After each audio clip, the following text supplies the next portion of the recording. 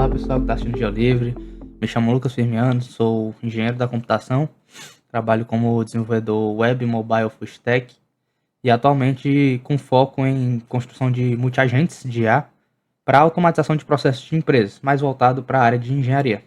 E hoje eu vou falar justamente sobre a construção de IAs de alta performance para análise de projetos de engenharia, para trabalhar com mapas, dados georreferenciados e geoespaciais. Antes de tudo, é importante falar que a IA vem crescendo demais. O ChatGPT lançou em 2022 e desde então todas as pessoas começaram a usar, não só pessoas, né, como empresas também, para automatizar algum tipo de processo, para fazer algum tipo de pesquisa. E é um mercado que não para de crescer. Investimentos bilionários, várias empresas hoje em dia têm IA, né? Vários no mercado, Microsoft, Google, Amazon, tem um DeepSeek. Então, tem várias empresas. E não é por acaso, porque a IA sendo bem utilizada, ela pode realmente otimizar o tempo de trabalho manual. Claro que o trabalho humano não vai deixar de existir, por quê? Porque a IA não é certeza. A IA, ela lhe ajuda bastante, mas tem que ter o trabalho de olhar, ter o duplo check, né?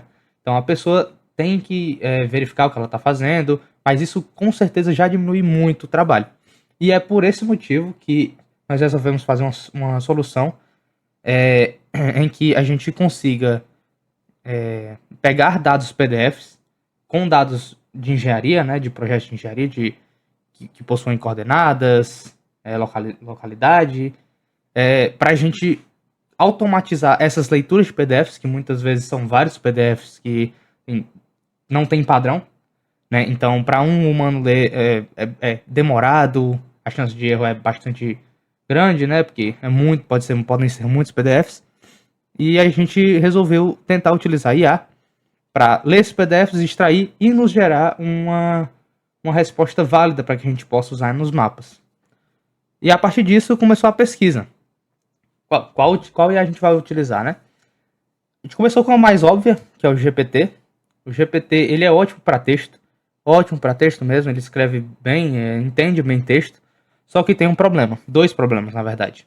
O primeiro, que foi o que barrou já de cara, foi os limites de cotas de envio de arquivo, o que a gente precisava ter um limite de arquivo grande, porque, como eu falei, às vezes um projeto tem vários arquivos, não é só um.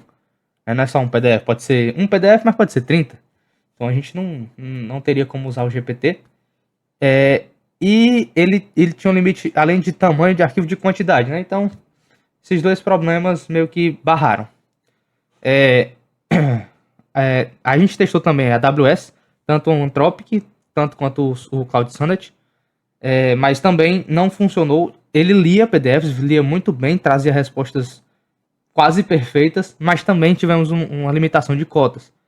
Então, para o nosso caso, não era o ideal. Até que nós chegamos no Gemini. O Gemini também é um ótimo IA, só que ela tem justamente essa viabilidade maior sobre cotas em relação ao arquivo. Por quê? Porque ele tem tem as integrações com o Google, é da Microsoft. Né? É do Google. Então tem todas as integrações do Google. Então a gente consegue usar o Files API, a gente consegue usar um Maps API. Então foi justamente por isso que nós escolhemos o Gemini. Ele tem ótimo desempenho em diferentes tipos de dados, ótimos valores de limitação de requisição de API, ele aceita boa quantidade de arquivo e tamanho, né? Então a gente consegue enviar vários arquivos para que ele consiga interpretar, e ele tem vários modelos e cada modelo tem uma funcionalidade específica. Então tem um modelo muito bom para matemática, tem um modelo muito bom para análise de texto, para análise de documento. Então, por conta disso, em projetos de engenharia, que a gente vai trabalhar com diversos PDFs, com dados de localidade, a gente escolheu o Gemini. Né? Aí a gente passa para a construção de prompt. Quando a gente começou, a gente queria primeiro validar. Então a gente pegou os PDFs, enviou um prompt muito simples. Então a gente falou, Gemini, extrai as coordenadas dos documentos enviados. Aí ele respondia. Aí a gente falava, gere um GeoJSON para as coordenadas. Né? Claro que mandava um exemplo de GeoJSON, né, para ele saber qual é a estrutura, mas era bem simples, bem direto. Né? Ele serviu inicialmente para validar o MVP, né, da ideia. Mas a gente detectou alguns pontos. Quais, por exemplo? Em projetos de engenharia, nem sempre tem um padrão de coordenadas. Então pode ser que essa coordenada esteja em latitude e longitude, pode ser que essa coordenada esteja em graus decimais, pode ser que essa coordenada esteja em metros. E um GeoJSON só vai funcionar se essa coordenada estiver em latitude e longitude, vai funcionar bem. Né? Então a gente percebeu que só falar para ele extrair não funcionaria. Né? Então a gente construiu um prompt muito mais qualificado, dando propósito à IA. Então, por exemplo, é muito importante que você não fale, faça tal coisa. Num contexto empresarial, no contexto de análise de documento para a empresa, que eu digo, né? Então, é ideal que você dê um cargo para ela, digamos assim. Então, você é um engenheiro civil. Você é um engenheiro agrimensor. Então, a gente começou por aí.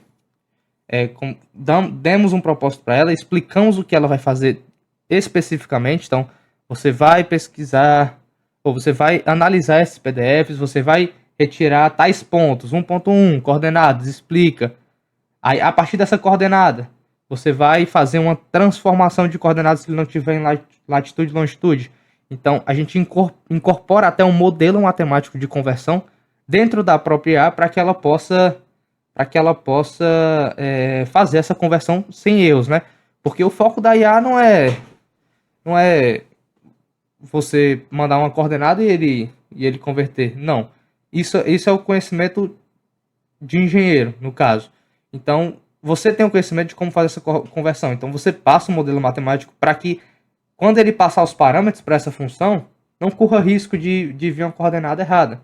Né? Porque quando a gente pedia para ele fazer a própria coordenada sem passar nenhuma condição, acontecia que ele às vezes errava bastante. Então a gente passou até um modelo matemático, explicou como é que ele ia iterar pelas coordenadas para montar o polígono, né? E a gente chegou nos prompts finais, né? Até 100 linhas de prompt, bem detalhado, e múltiplos prompts trabalhando em conjunto. Então eu não tenho só um agente. Eu tenho um agente que lê, eu tenho um agente que lê um tipo de informação, eu tenho um agente que lê outro tipo de informação, eu tenho um outro agente que pega essas coordenadas. Porque digamos que essas coordenadas façam parte de uma rua, né? De uma avenida, digamos assim. E essa avenida pode ter curvas. Se eu pegar um ponto de início, um ponto de final e ligar XY, ele vai ligar uma linha reta. Ele não vai fazer a curva, não vai pegar o dado já referenciado perfeitamente. Então, eu tenho até a partir disso, né? Por conta disso, eu tenho um agente que eu faço uma integração com outra API do Google. Então, isso até é importante pela escolha do Gemini, que eu faço uma conexão com outra API do Google, que ele me gera exatamente o polígono do traçado da rua, por exemplo, do trecho.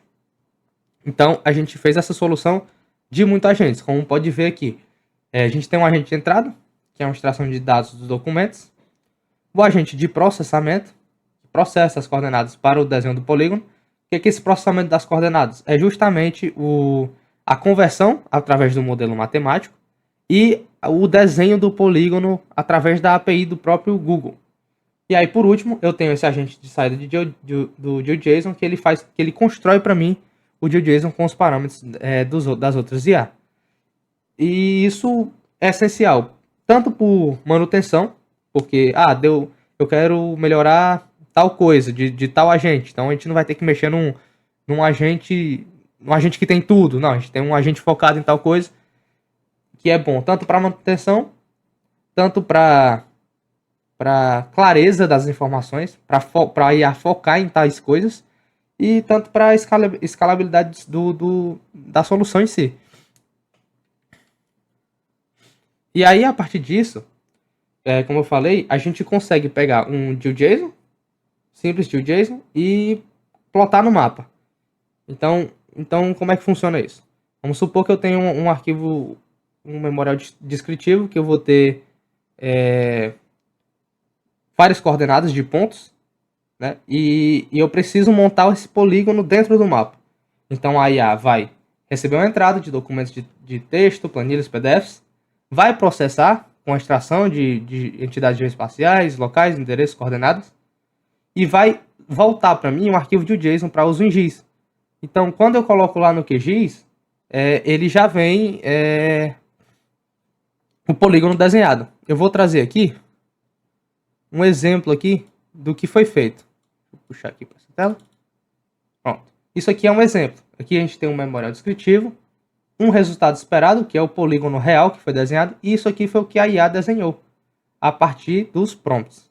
Então, é justamente essa capacidade que a IA nos trouxe.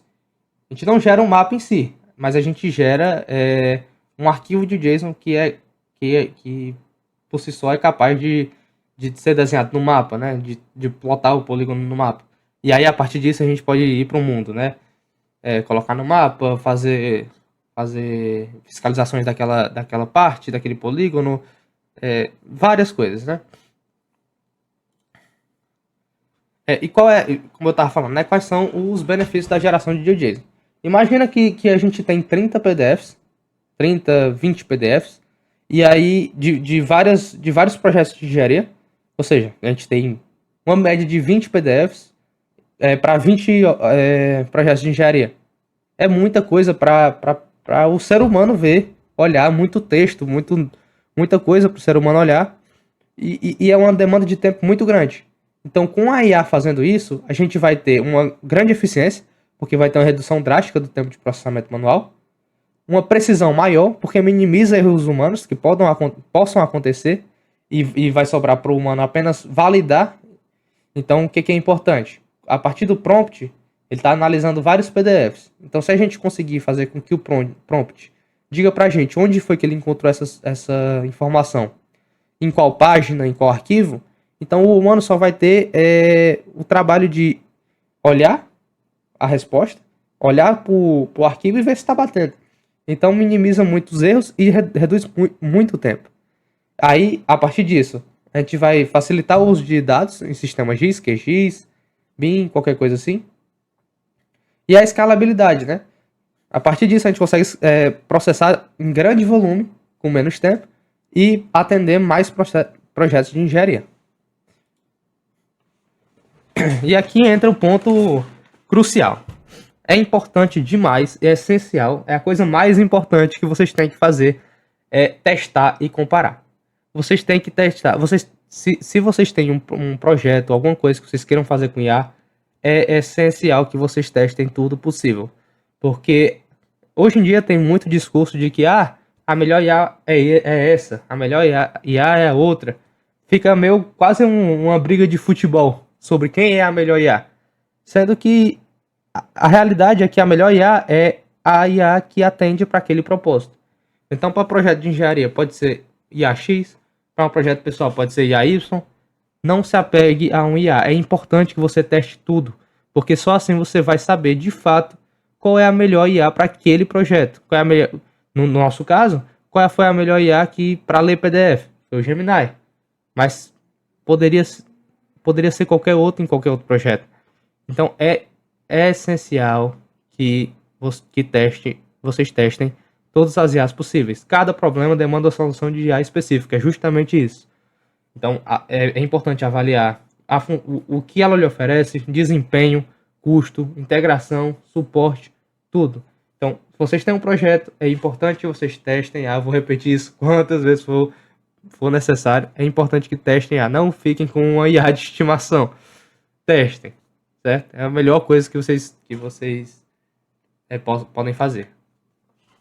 A conclusão é que com o uso da IA a gente conseguiu fazer com que projetos de engenharia tomassem uma outra escala, né? Porque a gente agora consegue, com um conjunto de prompts, fazer análise de diversos documentos e entregar um produto já referenciado, sem a necessidade de intervenção 100% humana. Então a gente consegue ter uma escalabilidade muito maior e eficiência muito maior. E é isso, pessoal. Agradeço demais pela atenção.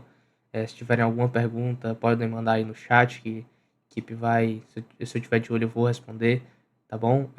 E quiser entrar em contato, tirar mais dúvida, me colocar à disposição, certo? Muito obrigado.